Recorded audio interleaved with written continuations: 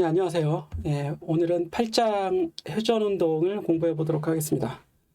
자, 회전운동의 내용은 우리 이제 지금까지 살펴봤던 내용들을 사실 총정리하는 기회로 삼아도 좋을 것 같아요. 우리 지금까지는 다 직선운동에 대한 얘기를 했었고, 일부 이제 등속 원운동 얘기를 했었는데, 그 등속 원운동도 사실 직선을 이렇게 또 구부리면 그 1차원 운동이라고 할 수도 있는데, 이제 대신 여기 이제 구심력이 가해져서 구심 가속도를 구해보는 과정이 좀 덧붙여졌던 거고, 이 8장에서는 실제로 물체가 회전하는 어떤 요 경우를 좀 얘기를 하고 있습니다. 그래서 직선 운동하는 경우 물체에 작용하는 힘과 가속도, 속도, 그리고 에너지, 운동 에너지와 위치 에너지, 그리고 운동량 이런 것들에 대한 지금까지 공부했던 내용인데, 여기 이제 8장에서는 회전운동 전체에 대해서 이 과정이 전체가 다 나열되는 이런 과정으로 되어 있어서 복습 겸 또는 회전을 새롭게 공부하는 이런 기회로 좀 삼았으면 좋겠습니다. 자, 실제 내용 보시면서 살펴보죠. 일단 8장에서는 이제 각속도와 각가속도의 개념을 좀 이해하는 이런 과정이 제시가 되어 있고, 우리 등가속도 운동 대신 여기서는 등각가속도 운동 이런 게 있고요. 그리고 각변수와 선변수 사이의 관계, 이 내용 좀 연결시켜주는 내용입니다. 그래서 직선운동과 회전운동의 유사성과 또는 각각의 어떤 운동을 표현하는 변수들, 이런 사이 이제 관계를 얘기해주고, 4장에서는 우리 뉴턴의 제2법칙이 F는 ma였던 것처럼 회전을 유발하는 힘에 의한 토크의 개념을 좀 공부하고, 토크하고 각가속도의 관계를 연결 지으면 회전에 관한 뉴턴의 제2법칙이 나오게 됩니다. 그리고 우리 질량을 우리 구해서 F는 ma를 구했던 것처럼 관성 모멘트에 대한 개념, 회전에서의 어떤 관성적인 개념인데 요거를 좀 이해하고, 여기서 회전운동의 법칙은 뉴턴의 제2법칙을 얘기하고 있는 겁니다. 그리고 운동 에너지라든지 또는 이 힘이 하는 일, 특히 이 토크가 하는 일에 대해서 설명을 하고 있습니다. 마지막으로 우리 물체의 충돌에 관련된 운동량 보존 법칙이 회전하는 물체에게는 각운동량 보존 법칙이라고 하는 이 내용으로 이제 적용되는 이 과정을 쭉 한 번씩 이렇게 살펴보겠습니다. 그래서 자세한 설명은 좀 생략을 하고 지금까지 봤던 거하고 이렇게 비교하면서 직선 운동하고 비교하면서 내용을 좀 설명해 보겠습니다. 여기 선수학습 그랬는데 이제 병진 운동과 회전 운동의 비교, 그래서 어떤 물체가 이제 굴러가는 경우를 한번 생각해 보시면 자전거 바퀴 한번 생각해 보죠. 이 회전을 빨리 하면 빨리 할수록 자전거가 진행하는 속도가 빠르겠죠. 아주 당연한 얘기입니다. 그래서 회전운동은 직선운동과 어떤 연관이 있을 것이다 라고 하는 것부터 시작해서 이 물체가 회전한다는 개념 자체도 어쨌든 그 한 점으로 보면 점의 운동이라고 할 수 있어요. 그래서 이 물체가 운동하는 속도가 빠르면 빠를수록 회전도 빨라지게 되는 거고, 반대로 얘기하면 역시 회전이 빨라지면 그 회전체 위에 어떤 한 점의 운동 속도가 좀 빨라지는 거겠죠. 그래서 이것들의 어떤 관계예요. 그런 관계식을 우리가 좀 이해할 수 있는가. 그래서 운동은 병진 운동이라고 하는 것. 이 병진 운동은 위치를 바꾸는 운동을 얘기하고, 여기 곡선 병진 운동 그랬는데 어쨌든 이 경로가 직선이면 직선 병진 운동이고 이게 곡선이면 곡선 병진 운동입니다. 위치를 바꾸는 운동이라고 보시면 되고요. 이번 장에서는 우리가 이제 병진 운동이 아니라 회전 운동을 공부하게 될 거다. 이렇게 좀 어떤 운동 형태에 대한 정의 또는 개념을 알려주고 있습니다. 여기 보시면 이렇게 이제 CD나 또는 DVD 미디어가 이렇게 있을 때 이제 드라이브 내에서 이게 회전을 하겠죠. 회전하면 그 위치마다 속력은 다 달라요. 그죠? 먼 곳에 있으면 빨리 돌아가는 거고, 반지름 중심에 가까운 곳에 있으면 천천히 돌아가겠죠.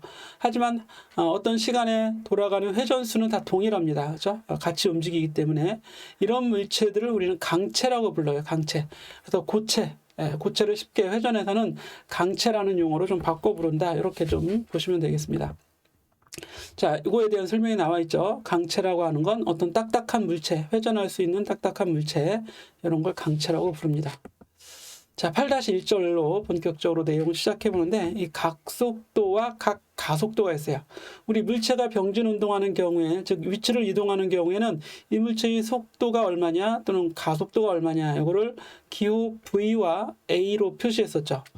V는 이제 벨로시티의 V가 되고 A는 액셀러레이션 가속도의 V가 되는 거고, 우리는 속도 가속도 이렇게 얘기했는데 앞에 이 CD처럼 이렇게 회전하는 경우에는 이게 얼마나 빨리 회전하고 있는가 이거를 표현하는 값을 역시 속도로 나타내긴 하는데 용어를 좀 달리해서 각이 변하는 속도가 되는 거죠. 그래서 이름을 각속도, 여기도 보시면 angular velocity라고 이름을 부르고요. 자, 속력이 더 빨라지거나 느려지는 경우 바로 가속도가 있는 거죠. 그래서 각속도가 변하는 비율, 이거를 우리는 angular acceleration이라고 해서 가속도라고 합니다. 각에 대한 속도, 각에 대한 가속도, 이렇게 각속도, 각가속도. 그런데 이거를 표현하는 이제 문자를 그리스 문자를 쓰게 됩니다. 그래서 속도에서는 V를 쓰고 가속도에서는 A를 썼는데 각이 들어가면 그리스 문자로 바꿔서 V 대신에 V와 유사한 오메가를 쓰게 돼요. 오메가. 그리고 각 가속도는 그리스 문자의 A, 알파가 되죠. 알파. 요 값을 이걸 이제 기호로 쓰게 됩니다. 그리고 각의 위치를 표현하는 문자는 우리 이제 물체의 위치는 x축에서 x 값으로 표시하게 되는데 얘는 지금 세타잖아요. 회전하는 각, 얼마큼 회전해 있는가. 그래서 그 각을 세타로 표시하게 되고 기준 수평 방향의 이 기준 방향에 대해서 이 회전한 각 세타를 표시할 때 여기 이제 부채꼴 또는 호라고 하죠. 호의 길이하고 부채꼴의 사이의 관계에서 보면 이 호의 길이 s가 r 곱하기 세타가 됩니다. 이때 이 세타에 대해서 정리하면 r분의 s가 되는데 얘도 길이, 이것도 길이가 되죠. 그래서 길이와 길이를 나눠주면 사실 단위가 없어지게 돼요. 미터 나누기 미터가 돼서 단위가 없어지는데 이걸 각이라고 하는 물리량을 강조하기 위해서 라디안이라는 이런 단위를 쓰게 되죠. 자, S는 R세타가 됩니다. 그렇죠? S는 R세타. 이때 세타는 라디안이 되고 1라디안이라고 하는 건 바로 S가 R이 될 때, 즉 호의 길이가 반지름과 같은 요 각을 우리는 1라디안이라고 합니다. 한 바퀴 돌아가는 360도는 2파이, 2파이 라디안이 되고 180도는 파이 라디안이 되겠죠.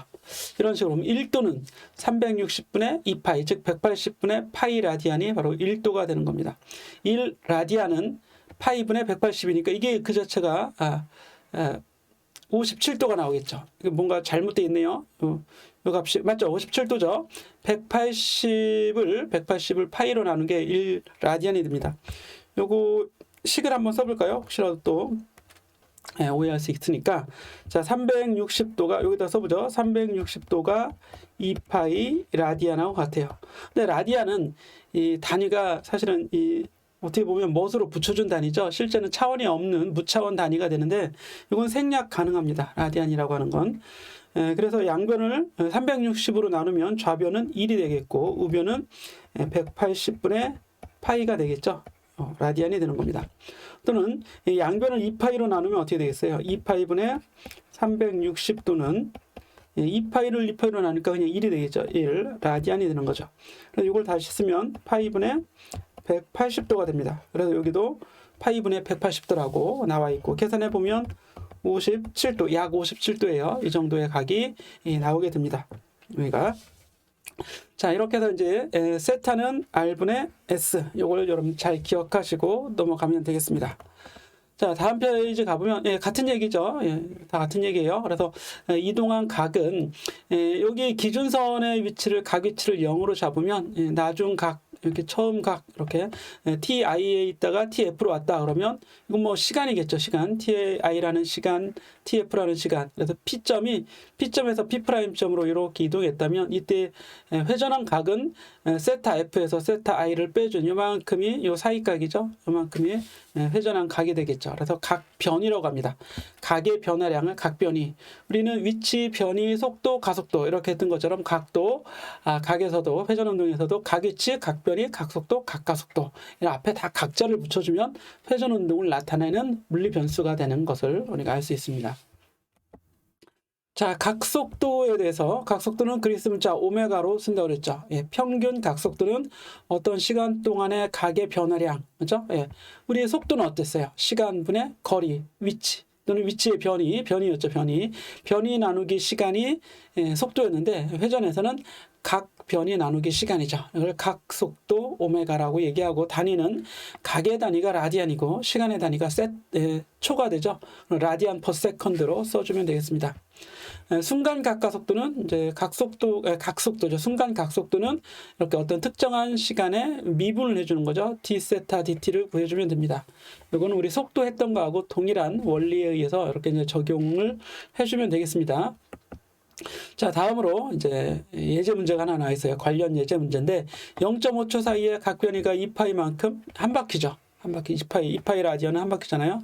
이때 평균 각속도는 얼마인가? 0.5분의 2파이 되겠죠. 0.5분의 2파이니까 4파이가 되는 겁니다. 아주 간단하게 구해볼 수 있겠죠. 4파이 라디안 퍼 세크예요. 이거를 파이를 굳이 뭐 3.14로 바꿀 필요는 없어요. 바꾸면 12.6, 약 12.6이라고 써줘야겠죠. 약. 이렇게 해서 넘어가면 되겠습니다. 자, 다음.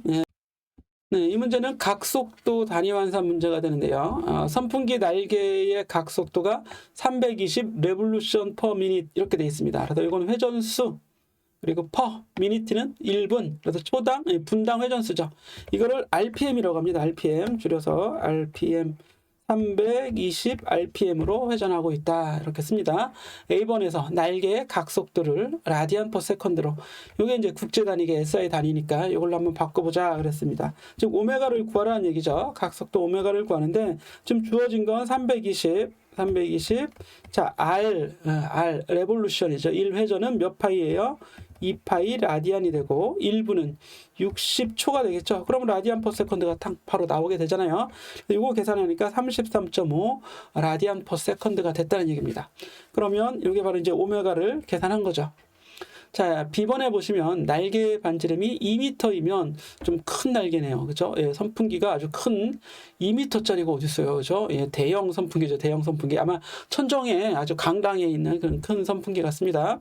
어쨌거나 이렇게 주어져 있습니다. 300초 동안 날개 끝은 호의 길이를 얼마나 회전하는가. 즉, 날개 끝이 회전한 거리를 구하라. 날개 끝의 이동거리를 구하는 거죠.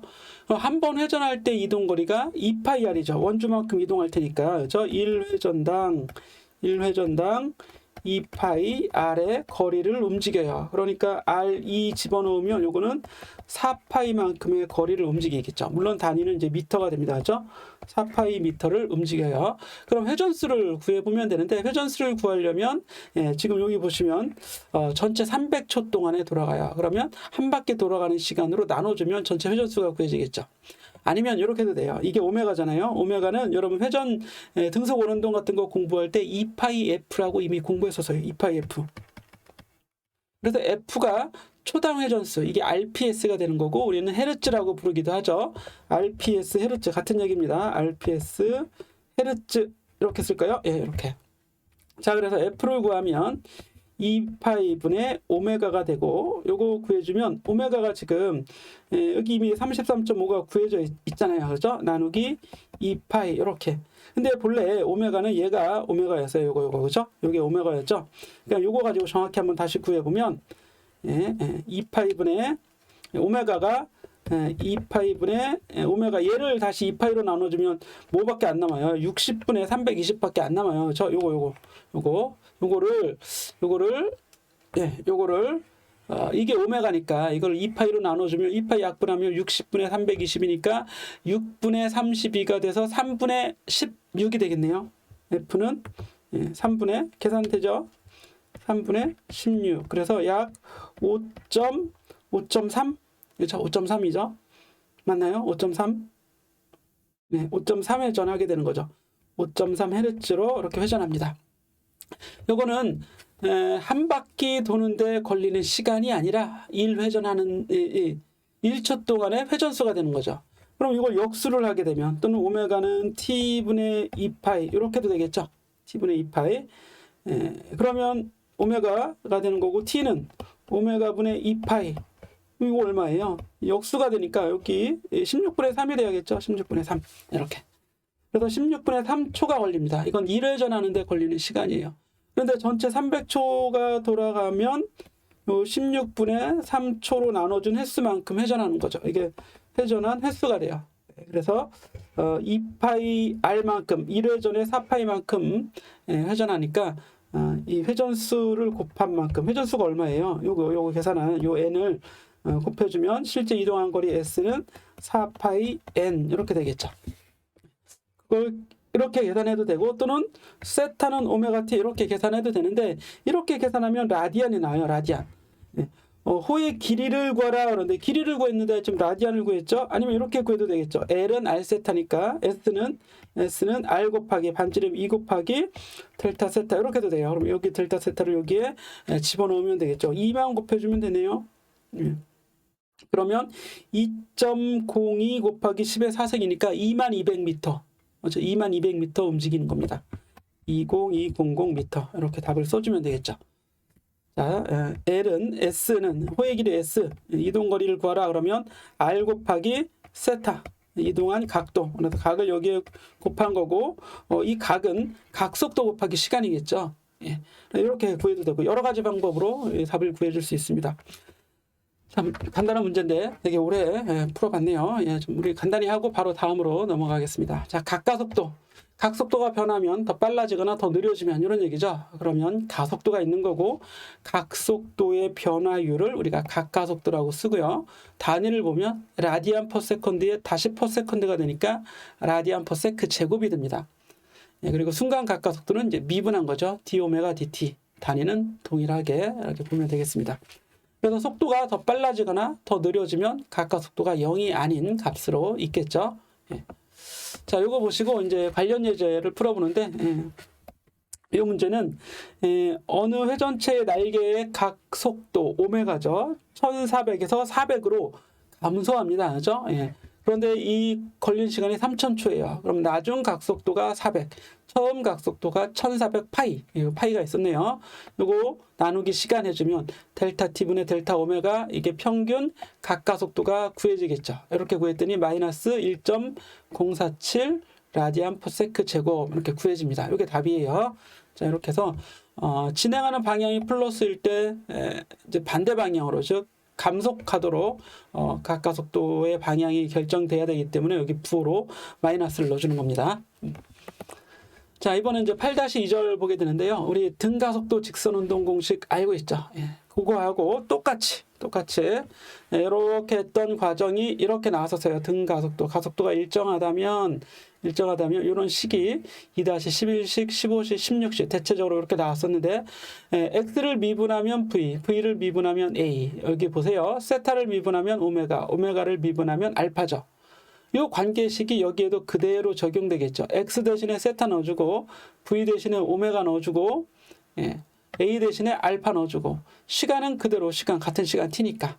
그럼 이런 식으로 바뀌겠죠. 나중 속도, 처음 속도, 각가속도 곱하기 시간.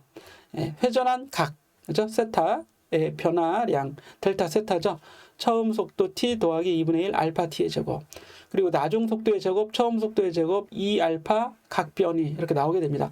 이 식에서 2-11, 15, 16에서 속도 대신에 각속도로, 위치 대신에 각위치로, 변위 대신에 각변위로, 가속도 대신에 각 가속도로 다 입력해주면, 변환시켜주면 동일한 식이라는 걸 알 수 있습니다. 이 수학적 구조 관계가 동일하기 때문에 그렇겠죠. 대신에 이 운동은 이제 회전 운동으로 우리가 생각을 해야겠습니다.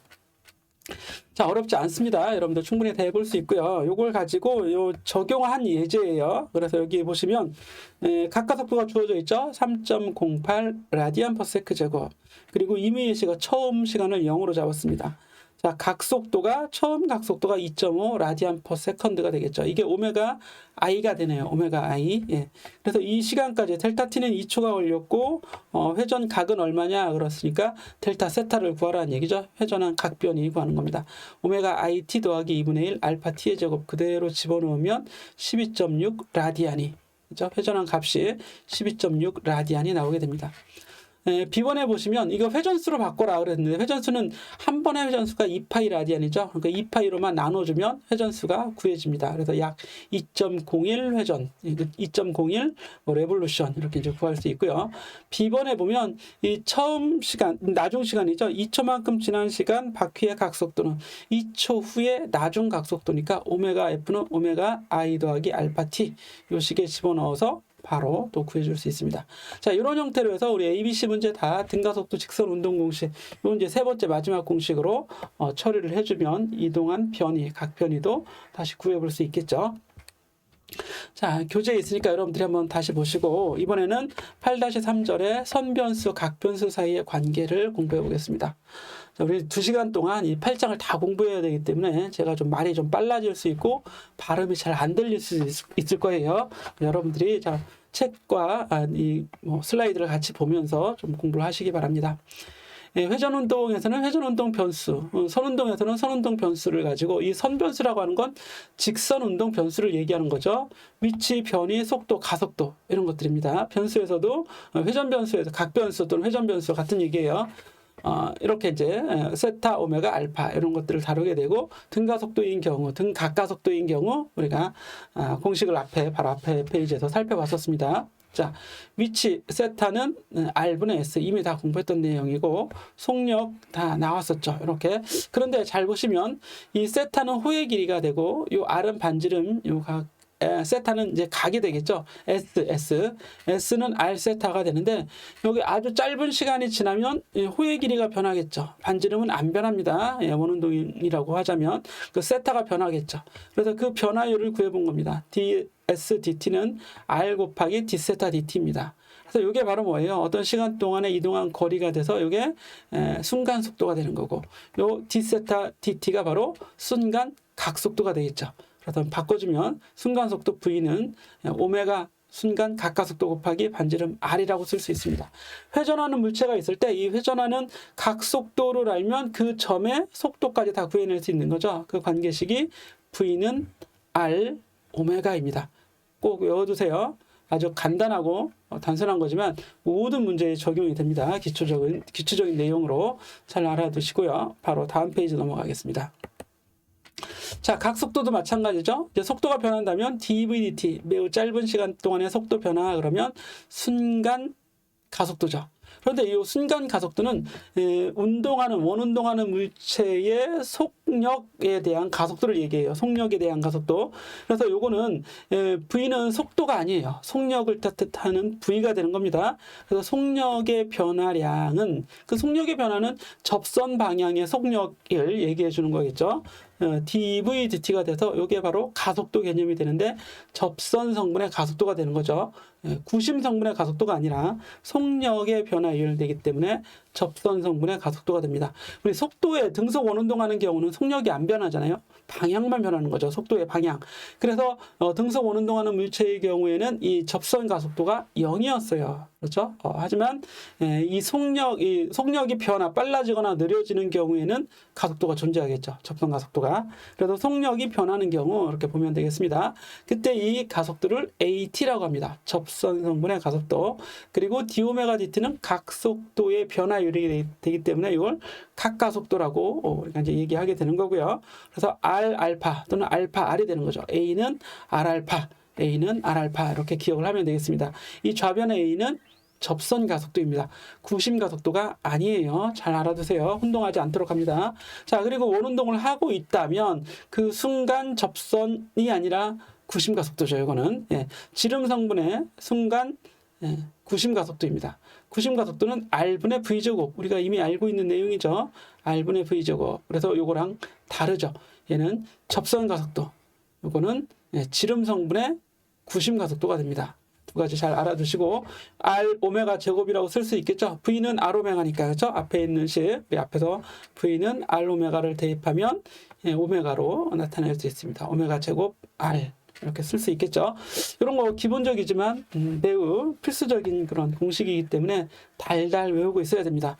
여러분 모터가 여러분 이제 전기 자기 쪽 이제 전공을 하실 텐데 전기 모터가 돌아간다 그러면 모터 끝에 그 모터의 회전 RPM이 있을 거 아니에요? 회전 각속도로 다 바꿔줄 수 있어야 되고 그 순간 속도 다 구해낼 수 있어야 되고 스위치를 켰을 때 모터의 속도가 점점 빨라지고 있죠? 그때는 이제 가속을 하고 있는 경우입니다. 가속도가 주어지면 시간에 따라 속도가 어떻게 변할지도 계산할 수 있어야 되고 총 회전수도 다 계산할 수 있어야 됩니다.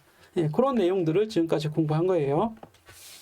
자, 여기 가보시면 회전운동에서 선가속도의 두 가지 성분 이게 바로 접선가속도와 예, 구심 가속도. 이걸 지름 성분의 가속도라고 합니다.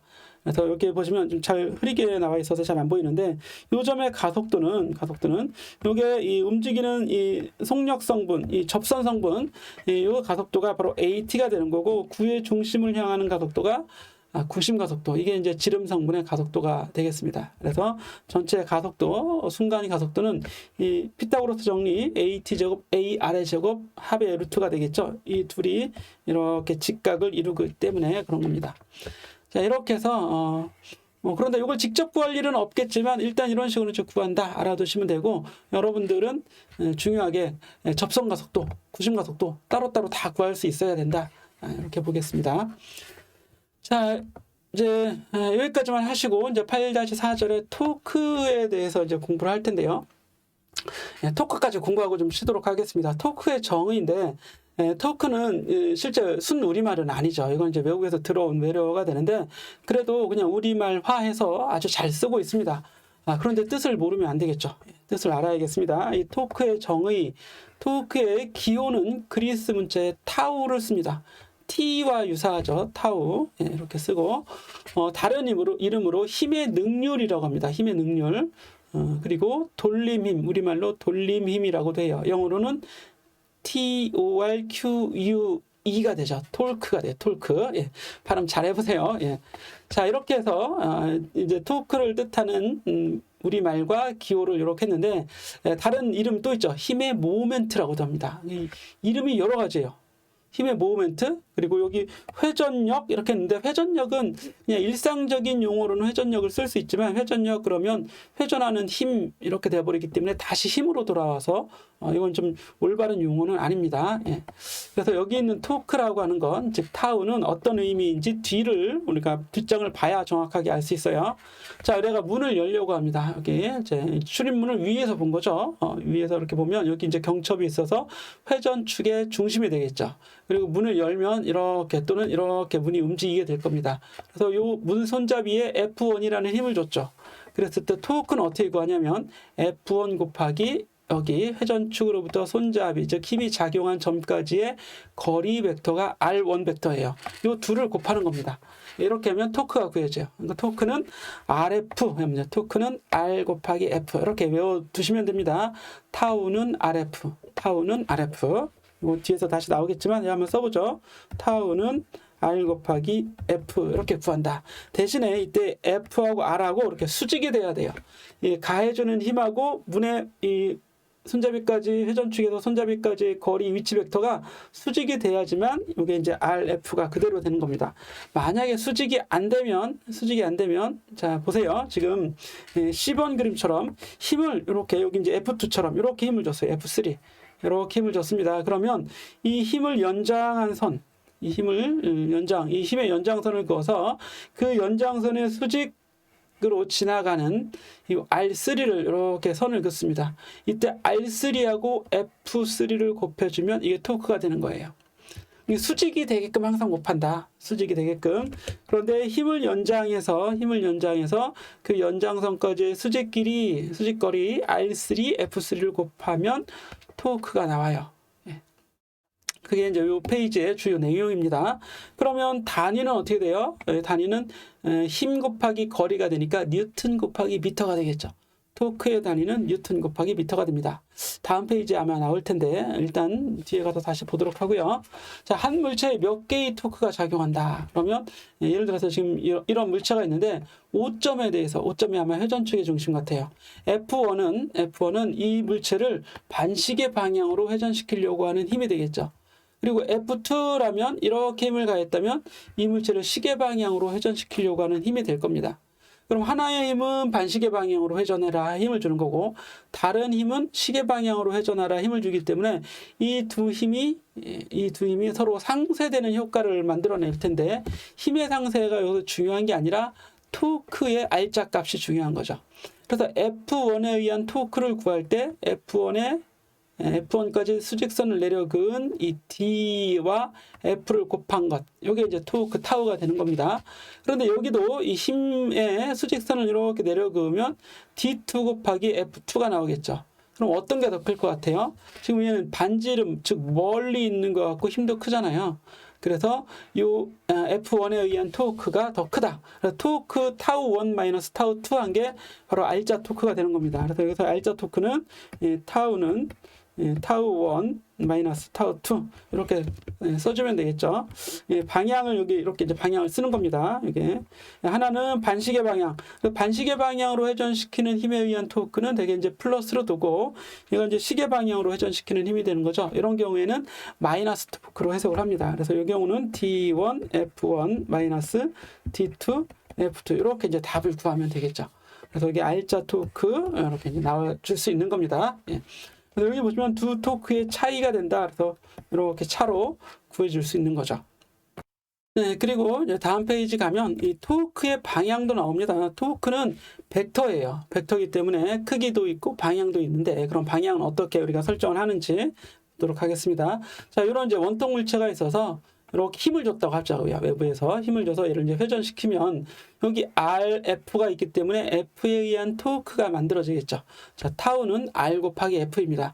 그래서 요 곱하기 연산을 하게 되는데 이게 바로 벡터에서 외적 연산, 외적 연산이 돼요. 또는 벡터곱 연산이 됩니다. 이 경우 이 방향을 구하는 방법은 R의 연장선을 그어요. R은 이렇게 위로 쭉 가야 되겠죠. 그리고 F의 연장선을 그어서 아니면 둘이 같은 지점에서 시작하도록 이렇게 벡터를 새롭게 만들어줍니다.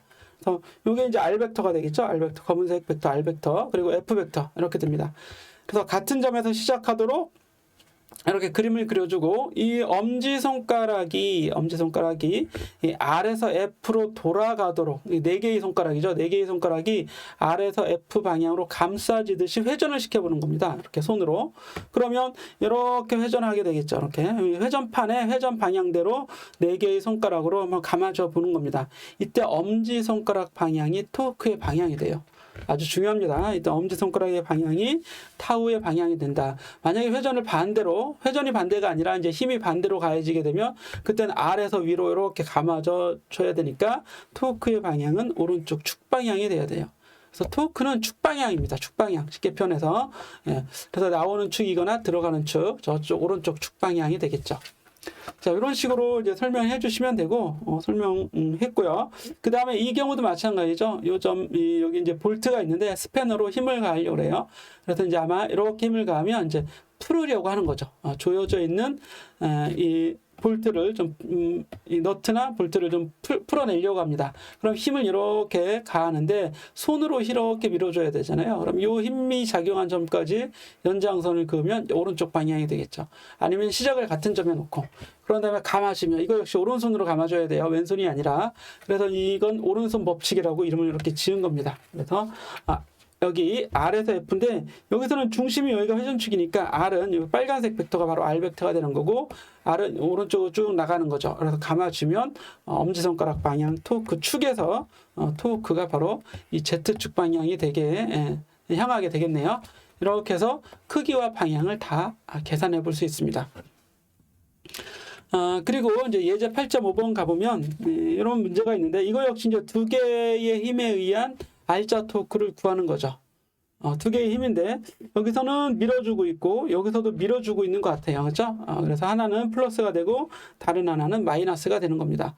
되게 이제 플러스가 되는 위에서 봤을 때 반시계 방향이 플러스인데 여기서는 또 그렇게 구해준 것 같진 그렇게 구해졌네요. 그렇죠? 타우 1이 플러스 타우 2가 마이너스로 구해져 있으니까 이렇게 해서 R자 타우를 구하면 7 곱하기 10의 1승 즉 70이죠.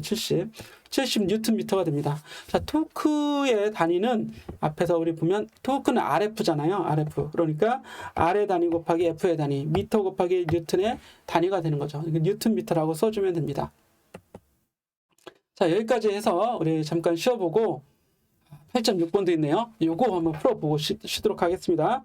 자, 이거는 역시 힘이 가해지는데 이 F1은 이렇게 가해졌고 F2는 이거는 오른쪽이 아니라 오른쪽이 맞나요? 오른쪽이 아니라 약간 비스듬한 방향으로 힘이 가해졌죠. 그래서 요 힘이 가해진 위치까지의 거리 벡터가 위치 벡터가 R1이에요. R1에 의한 토크니까 R1 곱하기 F1, RF, 그렇죠? RF 구해주면 이건 별 문제가 없는데 어쨌든 요 힘은 이걸 이제 반시계 방향으로 회전하려고 하겠죠. 그럼 회전하는 방향대로 이렇게 감아주게 되면 엄지손가락 방향이 이렇게 위로 올라오는 방향이 됩니다. 책을 바닥에 놓고 감아주면 그래서 이거의 토크는 위쪽 방향이 돼요.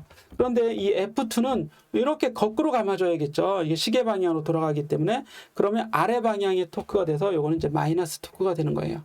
아시겠죠? 그래서 축 방향의 어느 한쪽 방향을 플러스 방향으로 설정을 하면 다른 방향이 마이너스가 되는 겁니다. 근데 이것도 이제 토크, 이 F2에 의한 토크를 구해야 되는데, 이렇게도 구할 수도 있지만, 이렇게 이제 책에서 이제 보자면, 미안합니다. 이거를, 여기 연장선을 이렇게 그어서, 다시 한번 연장선을 이렇게 그어서 연장선까지 수직선, 이렇게 수직선을 내려가요. 그런데 이걸 계산하기가 뭐 어렵지도 않긴 하죠. 이게 각도가 이제 여기가 60도가 됐으니까 여기가 30도가 되고, 그래서 요 길이 R을 구하면 이 R은 R2 곱하기 코사인 30도가 돼요. 또는 R2 곱하기 사인 30도. R은 R2 곱하기 사인 30도 이렇게 되죠. 그래서 우리 토크를 구할 때는 타우2는 R 곱하기 F2 이렇게 구해도 돼요. F2까지의 수직거리 곱하기 F2. 저 수직거리가 여기 R이 되니까 이렇게도 되지만 앞에서 그냥 타우는 R과 F 곱하기 2를 이루는 사이값을 코사인 사인 값으로 곱해주면 된다고 그랬죠. RF 사인 여기 그 얘기는 아직 안 했었나요? 예, RF 사인 여기 사인값 앞에 한번 가보죠. 제가 여기는 안 했었네요. 그 얘기는 안 했고 여기 했었는데 이 그림에서 그냥 계속 보도록 하겠습니다. 이 그림에서 보시면 R 곱하기 F 사인 여기 60도네요. 그렇죠? 사인 60도. 코사인으로는 코사인 30도가 되어죠. 요게 세타 60도가 되니까. 그래서 요건 RF 사인 60도를 이렇게 곱해 주는데 자, 아래 방향은 이런 방향이 되죠. 연장하면 F의 방향은 이런 방향이 됩니다. 둘이 이루는 각도가 여기 60도잖아요. 그래서 토크를 구할 때는 그냥 RF 사인 세타 이렇게 구해줘도 돼요. R의 방향과 F의 방향 둘의 사이각의 사인값. 그렇죠? R의 방향은 위쪽, F의 방향은 오른쪽 위. 둘이 이루는 각도가 이렇게 60도가 된다 이런 얘기예요. 그래서 사인을 이렇게 곱해주면 돼요. 그런데 이제 방향이 이거는 이제 시계 방향의 힘을 유발하기 때문에 앞에 이제 마이너스 토크가 되는 거죠. 그래서 이제 F1에 의한 토크는 위쪽 방향, F2에 의한 토크는 반대쪽이니까 아래쪽 방향을 향하게 되는 거고 그 차이를 구하면 요게 크기가 더 크네요. 그렇죠? 그래서 마이너스 6.65로 여러분들이 이렇게 이제 구해주면 되는 겁니다. 어렵지 않겠죠? 자, 여기까지 해서 1차 시간 마치고요. 다음 시간에는 관성 모멘트와 회전 운동의 법칙에 대해서 공부해 보도록 하겠습니다. 수고 많았어요.